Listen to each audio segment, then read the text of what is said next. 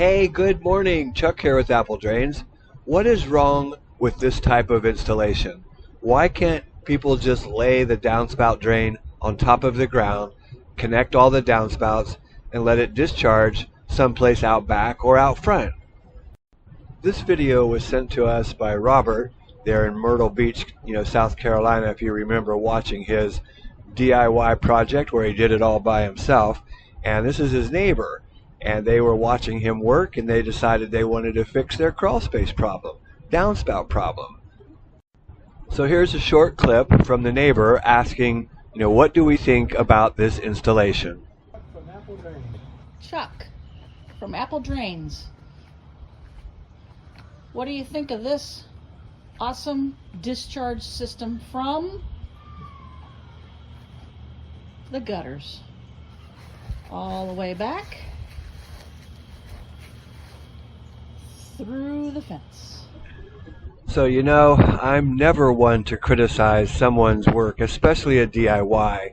And as you look at this, basically what they're doing is they're solving a crawl space problem, because those downspouts, the water from the roof was just ending up down in the crawl space.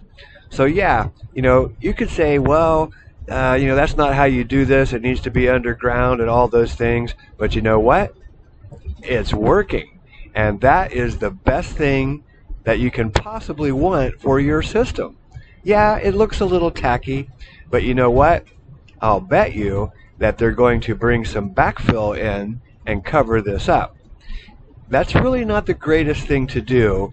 Your crawl space, the level outside is the grade that's there. That's really there for a reason.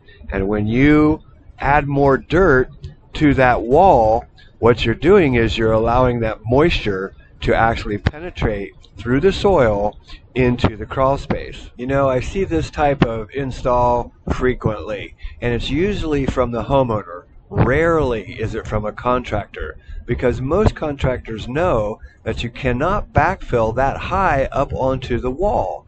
That foundation wall, if you backfill too high, you're going to allow moisture to penetrate through the block or the brick, and it will get inside the house, and it causes termites. In fact, I actually have a video showing that same scenario where we're down in a crawl space and the termite company had just come. Their whole home was tented. If you know what that means, they put a tent over the house and they kill all the bugs and insects and termites in the house. And you can still see the trails of the termites eating the wood of the joist, the foundation, the floor. It was a real mess, and of course it was all caused from a water problem. So we had to go in and put a sump pump, footer tiles, and the moisture barrier down to solve the problem. Behind this brick there is what's called a sill plate, and this is the wood that holds up the studs that bring the wall up. There's also a band plate, and that wraps the entire footer and foundation of the home. These must be above grade. If they are below grade, then you run the risk of moisture, rot, and termites. So basically, if you're going to do this type of installation, remember, number one, it's very tacky. Number two, do not backfill over top of it, or you will end up with moisture damage and termites. And number three, spend a little bit more time and just go ahead and bury your system. If you're worried about fall or you don't have enough fall, then install a sump pump and send that water out to the street where it belongs.